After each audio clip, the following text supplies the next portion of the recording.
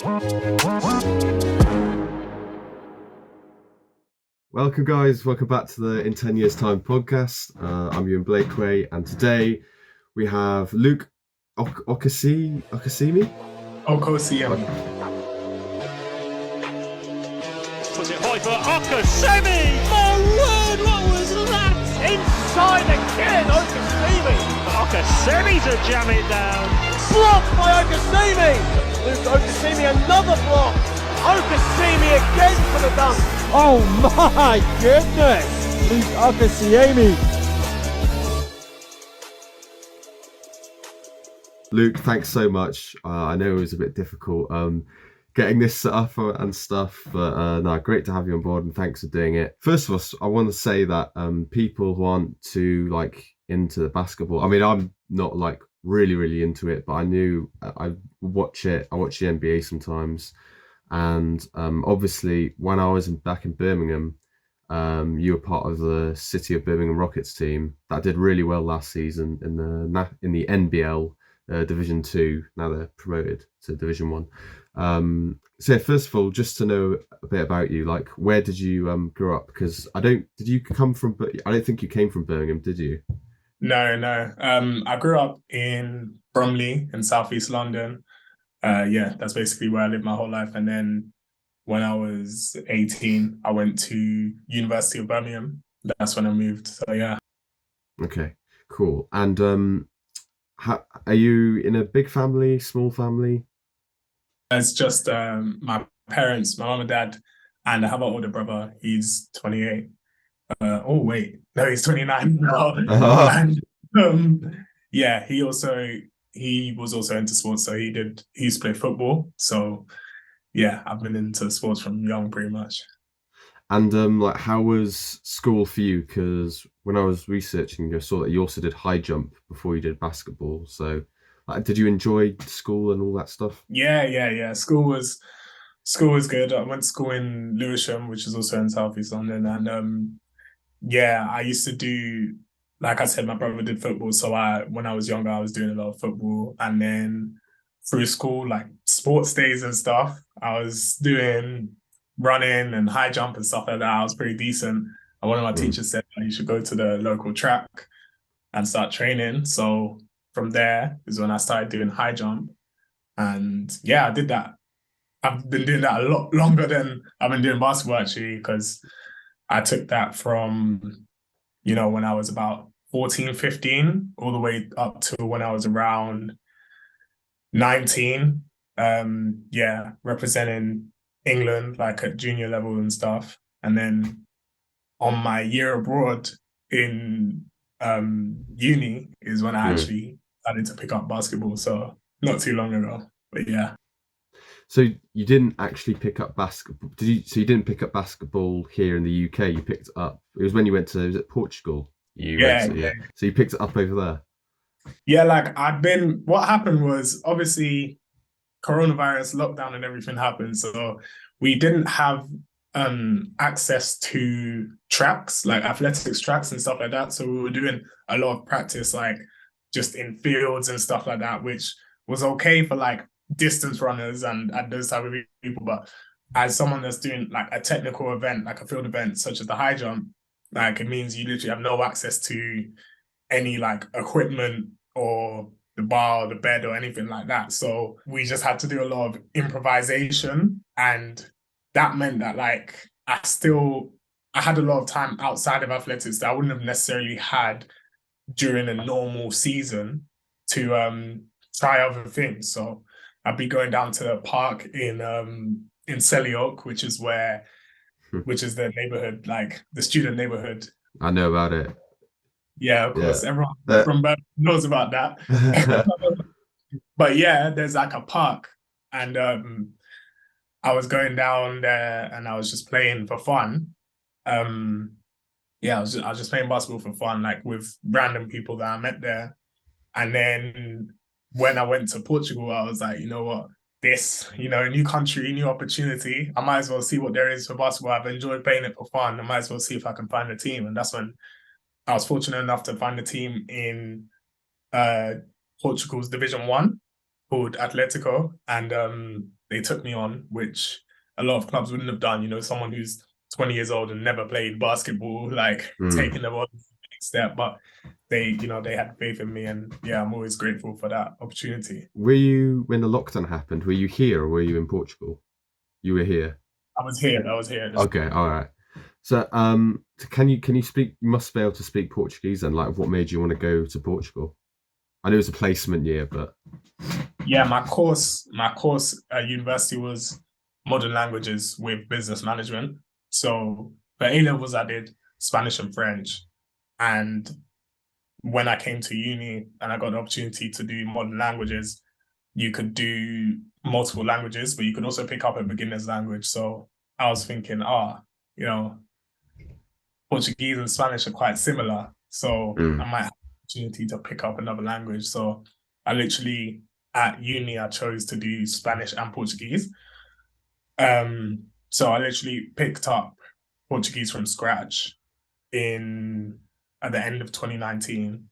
And then, in 2021, it was time for the year abroad. And because that's mandatory as part of, if you're a language student, you have to live in a country that speaks that language. So, yeah. That's cool. No, because that's really good that you wanted to go and live in another country as well. Because I know people, like especially our age, wouldn't even like think of like doing that. Obviously, especially that's really cool. What was it like living out there? I mean, the weather was better for a start, but like, the weather was good. Obviously, it was during COVID, so it wasn't the typical student experience, or like it wasn't as lively because there were still restrictions here or there. But it's very different. Like university life is very different there from how it is here, because like, you've got a lot more people commuting, like they live local, so they just come to class, go home. Like there were less societies, less like uni accommodations like full of loads of students from everywhere, and like parties or whatever it is that like everyone like there was less of. But again, that probably had part to do with COVID. But yeah, it's a different experience. I can only speak for the university I was at, which was University of Lisbon.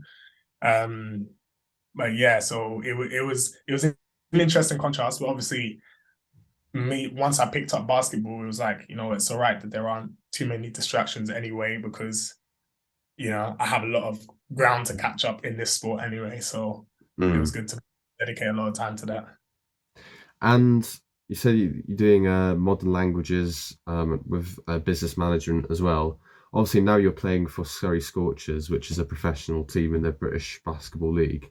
Have you ever thought about, because you, like you said, you've got a lot of ground to make up because you started it a bit later.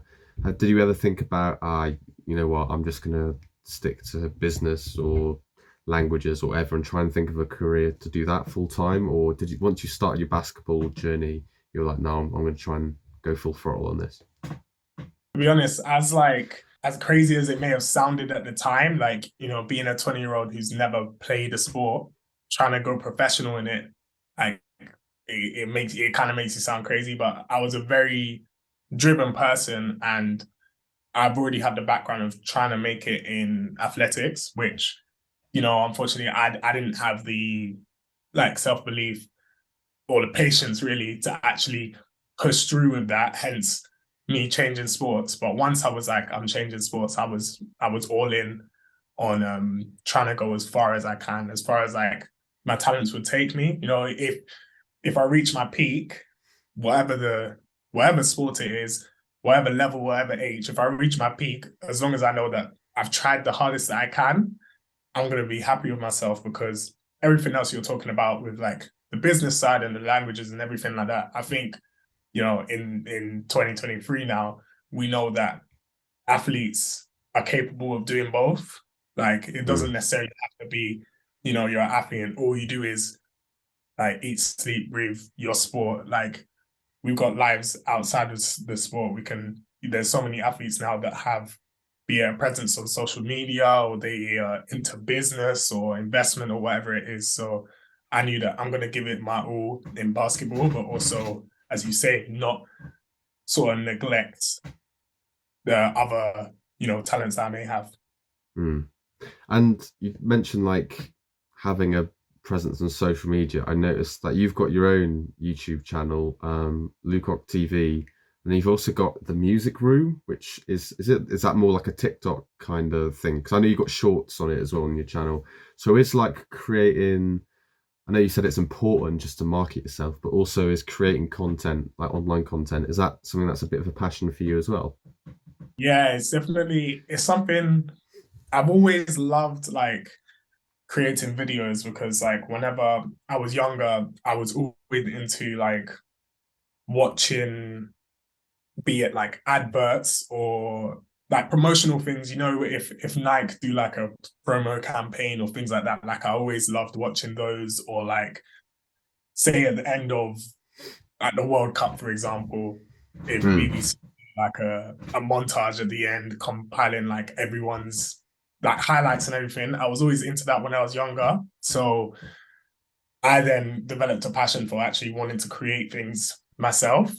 And it was just something I used to do for fun here or there until again, lockdown happened, TikTok sort of blew, and I just made videos like just for fun on TikTok. Like I wasn't thinking, this is a perfect opportunity to start this career. I was just making videos for fun like everyone else did. And then obviously the story, they got a lot of views and stuff like that. And then next thing I know, I was essentially a content creator. So it started, I think that's the best way for these passions to start, where it's like, you're not even looking at it as a career, you're just looking at it as a hobby. And then, I was grateful enough to be able to now work on all of these different platforms that you're talking about. Like, I have an interest in music, basketball, football, athletics, like, and I just have the opportunity to talk about those things on my platforms. Yeah, no, I was watching, it was a funny one, like, whether you've heard of like Polo G songs, and then your mate, he knew like all of them, and then you were just sitting there. And then I think one of the ones, I think it was like Pop Off or whatever, then you knew that one, then you went back to like, that's hilarious. That's funny, that's funny. Were like really passionate. People are passionate about music and stuff like that. So me just being like, I'm not interested in this artist, it makes good content. Everyone's just out here like abusing me and stuff on social media because I don't like it. But it's just fun, really, me and my friend. Yeah. That was good. Do you think growing, I mean, I'm not too sure how if you follow it closely, but obviously there's the thing with Misfits, that there's a big debate in boxing anyway at the moment, because Misfits is these guys, they've built loads of like followers and stuff on YouTube or whatever, now they're going into boxing and stuff. Do you think that's important now? Because you do it really well. I mean, you've got over 20,000 followers on Instagram, and like your short little clips from your highlights and stuff, they're sick. But like, do you think growing your profile now as an athlete, it's more important than ever just to get people to watch and care for you? Because you could be, an amazing athlete, one of the best in the world, but if you're not active on social media now, then no one's going to really know who you are. And I don't know. I just want to know what you thought about that. I think it depends on two things: the sport that you're in, and what you want to get out of the sport. So like, if you're in a sport like, so let's take basketball, for example, where the best player in the world, Nikola Jokic, he doesn't use social media, and he doesn't care about social media. He doesn't care about people's perceptions of anything like that. And yet people know he's the best player in the world, like if you follow the sport, right? But that's because basketball is such a popular sport worldwide that you're going to get recognition just for being good, you know what I mean? Whereas in, say, the sport that I used to do, track and field, it's not as popular. Like, people don't really watch it outside of the Olympics. Like, it's not the same as other sports where you've got like a yearly circuit that people are paying a lot of attention to. So if you don't have a big presence on social media, bear in mind the majority of your earnings and things like that is going to come from endorsements rather than prize money, because the prize money in a sport like that isn't anywhere near some of the other sports. If you're really trying to make a living out of it, make a career out of it, it's more important in those kind of sports that you have a social presence, because that's where the endorsements are going to come from and things like that. But if you don't care about that lifestyle and you're just interested in, being the fastest runner you can be or whatever, then ultimately it's down to you what you want to get out of your career. Yeah, no, that's true actually about Jokic, because he's very like, he's not like LeBron or anything like that, in that he's not very flashy or he doesn't post stuff, but yeah, everyone just knows he's the best at the moment. I just wanted to know that.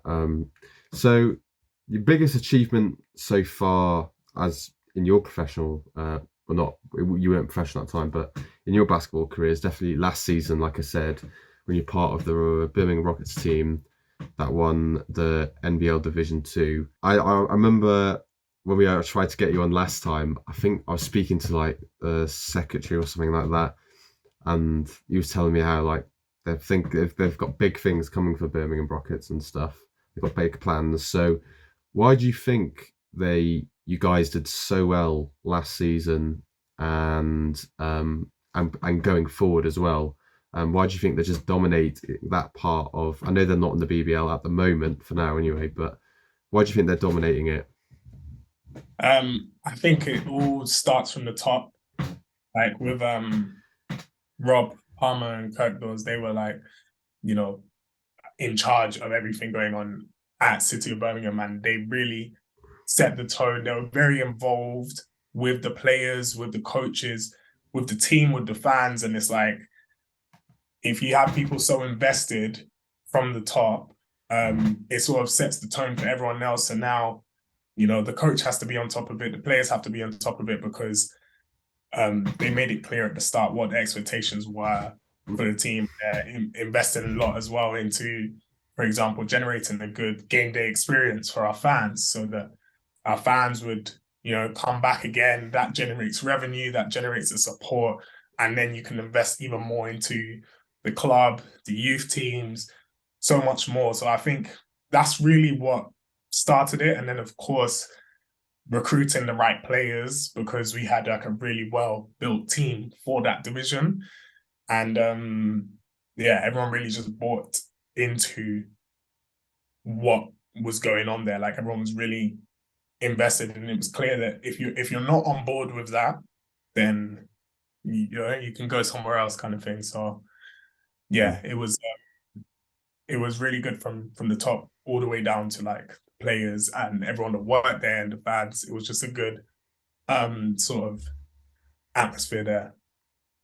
I mean, that's the same for football as well. I'm not a United fan, but I know United fans always say the reason they're all so bad is because the people at top, like their owners or whatever, and it just sinks down to the whole team. So no, I think that's definitely a common denominator in all sports. As well as it's well run at the top, then it'll trickle down to the team and everything. After playing in Portuguese basketball for a bit as well, and now that you've come back to British basketball, I'm interested in knowing, like, in terms of culture with the sport, you talked about just the way of life for university over there, but in terms of basketball, like, how does it compare to it in the UK? Well, obviously, it's interesting because that was my first experience of basketball. So it's not like I'd experienced basketball in the UK and then went out and had a change. If anything, that formed what I knew about basketball. But it's a different game. Obviously, I was playing I've played at different levels each year, so it's hard to compare the specifics of the game and physicality and things like that, because in Portugal, I was in Division 1, but their system is different. They have 2 pro leagues, and then they have the National Division 1, whereas in the UK, there's 1 pro league, and then it's Division 1, Division 2, all of these things. But the main thing I've found, like when I was out there, was there was a lot more of a focus on, the technical side of basketball. Like, there were less guys that they're just super athletic or super tall, strong, and just going to run and jump and do things, like, which is probably just like a genetic thing of like the two countries, but like they had more like smaller technical players, whereas here you'll find a lot more people that may not be as good technically, but maybe a lot faster or able to jump a lot higher at those levels. When the higher up you go in any country, like you're gonna have you're just gonna have guys that can do everything because they're coming from America and they're coming from different countries. But yeah, that was the main difference I found on the court. And then off the court, I think everything about the culture, from just the Portuguese culture, sort of shifted into what the basketball was itself. So it's obviously very different because it was two different languages and things like that. So like I found myself a lot more on the outside of like the team, in terms of I wasn't as involved because, you know, not only was I new to the sport, but I'm new to the country, I'm new to the language and all of these different things. So it's kind of hard to compare because I was in a very different situation in both years.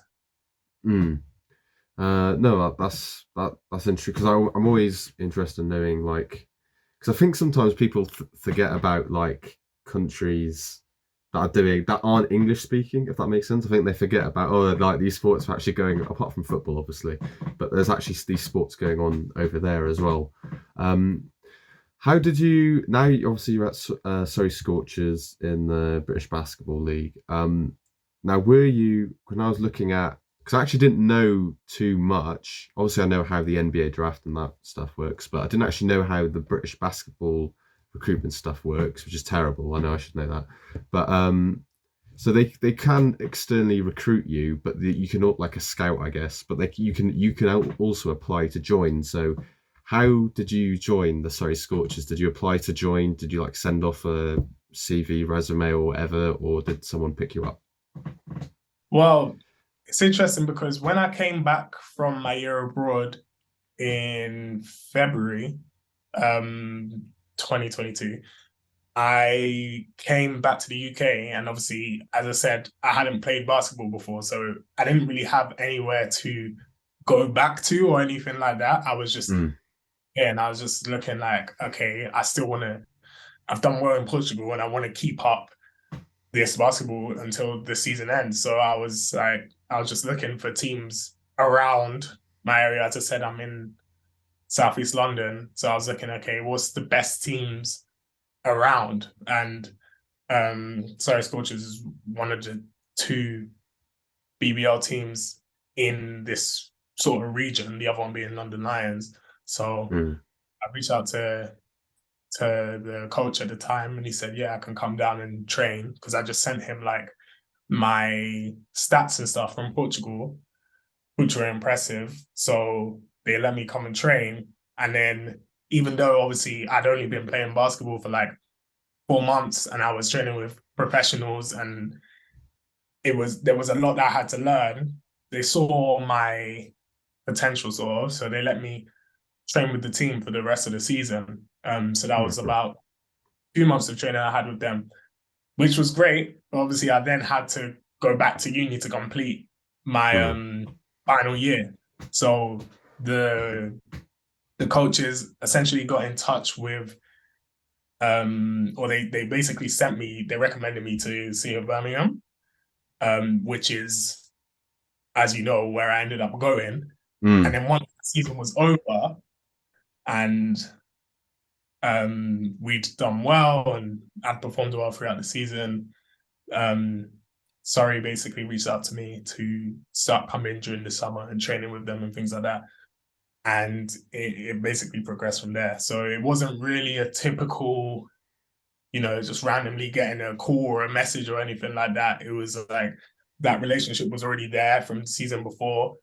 And then it gradually, when I now came back to London after uni, it just was the next step that made the most sense, like for both sides. And also that's quite good as well, because you're from the area as well, to obviously like how basketball stuff work, franchises, clubs, whatever works. That's quite often they'll get people, especially at that level, from different parts of the country or from like America or whatever. So that's good that they've got like a homegrown kind of player playing for you. Were there any other team? Obviously, you mentioned London Lions. Were they the only other team you thought about going to, or did you think about going outside of London? No, so the BBL is it's a small league, so there's only 10 teams, and those were the only two teams. Like the rest of them are like Plymouth or Glasgow and just places that But are just. did you ever think about going, like, just moving out of London in general? I mean, like, just not. At the time, obviously, it was. I knew that I still had to go back to uni for my final year, so I was gonna stay in London. Oh, I see. Oh, okay, I get you. I was only just looking for a place to train. Obviously, London Lions is like they're like playing in Europe. Yeah. To be honest, even going to the Surrey Scorchers, like a professional team, off the back of like just a few months of playing, a lot of people would have probably looked at me and been like, "What are you doing?" kind of thing. But I was just like, you know what? If I go there and they say, "Nah, we're not interested in having you," I'll just look, okay, what's the next level? Division 1. Okay, let me see if I can go there, kind of thing. I'm not really, I wasn't really scared of like it going wrong or failing or anything like that, because I'd just kind of be onto the next one, kind of thing. That's good. No, that's cool. I just wanted to know, but no, that definitely makes sense. Obviously the Scorchers, they finished bottom in the championship last year in the BBL, if I'm not mistaken. So what's the aim for this season? Obviously, you won't want to finish bottom again. So is it just trying to get into, I don't know, top 8, top 9, like 10th? Like what is the aim? Yeah, so the playoffs is to make the playoffs is the top 8. And yeah, the team's definitely looking to be in the playoffs. We've shown some good signs so far this season. It's a long season. That it's long. Yeah, it's long. So I think we're finding a good rhythm now. And yeah, I don't really like putting a sort of cap or a limit on what you can do or whatever, but I just know that we're building well together as a team, and hopefully we should get a good amount of wins this season. And you just beat well, not just beat, but you beat Manchester Giants the other day as well. So that was good. How have you found the difference when you've been playing? Have you found the difference in quality between playing teams in the in Division 2 last season and obviously playing in the BBL? Like, is it a massive difference, or is it not as big as you thought? I have like an interesting contrast, because I'm one of a few players in the Surrey Scorchers system that is on what we call the pathway team as well. So we have a Division 3 team as well as the BBL team. And that means that, so the Division 3 team is made up of myself, a few players around, like in colleges surrounding the area, and the University of Surrey players as well. We basically make up the Division 3 team. And a few of us also get the opportunity to train with the BBL team. So essentially, like, I've got a really interesting contrast where, on the one hand, there is that difference in level that you're talking about from Division 2 to the British Basketball League. But then on the other hand, I'm playing in Division 3, which is a division below where I was playing last year. So I don't really, it's not like I feel solely the massive jump in standard because I've been between the two. But the main difference that I found when I have got the opportunity in the British Basketball League and when I'm training with them and everything is obviously there's going to be a skill level difference. That's to be expected, but you've also got a lot more size, a lot more athletes, taller players, stronger players, particularly in my position. Like a lot of the centers they may be, so I'm like 6'8", so they may be like my height, but like, 30 kg heavier than me or whatever. That's what I found. The physicality of it is very, very different, I would say. I guess that's going to be part of the thing the Scotch will do, is like getting bigger and stuff. Obviously, I mean, it's a bit of I think a lot of people ask this to young and upcoming basketball players, but obviously it's every basketball player's dream to play in the NBA. How much does that play on your mind? Like, oh, am I gonna get there? Will I ever get to the NBA or anything like that? Or because you started so late and you're just happy to be where you are at the moment, do you not really just think about that? Yeah, to be honest, I haven't, because I did start late. It's not like I was, 12 years old with like a type of dream. Yeah. Like, but that was, for me, that was more like, I want to make it to the Olympics as a high jumper or whatever. Like that was my NBA, so to speak. So I don't really think I have any time to be thinking about this is ultimately where I want to reach or whatever, because due to starting late, I don't actually know what my potential could be, because there's so much that I'm still learning now at the age of 22 that guys were learning at the age of 13, you know what I mean? So I'm just focusing on being the best I can for the level that I currently play at, and then I'll see where that takes me. Okay, yeah, that's good. That's good. Because starting late is obviously a strange thing almost for all like young athletes. Obviously, being your age, you've only been doing basketball for a couple of years, which is just crazy. But you're at the basketball league, so yeah, I guess with you, it's obviously you're going to work hard and stuff. But I guess it's not the same as someone like you said who's started basketball when they were younger and looked up to LeBron and stuff. But I got 3 more questions, 2 quick ones. Favorite player all time, and who do you think is going to win? I know it's a long season, but who do you think is going to win the NBA this season? My favorite player would have to be Russell Westbrook. Okay. Because I really liked Oklahoma City back in like 2015, 16, and then when Durant left, I was like, I'll be real, I was a bit of a hater on Kevin Durant back in the day. As a result, I was backing Westbrook, so I was watching all the highlights from every Oklahoma game, and he won MVP, and I was just like, yeah, he was definitely my favorite player. I used to love how he played.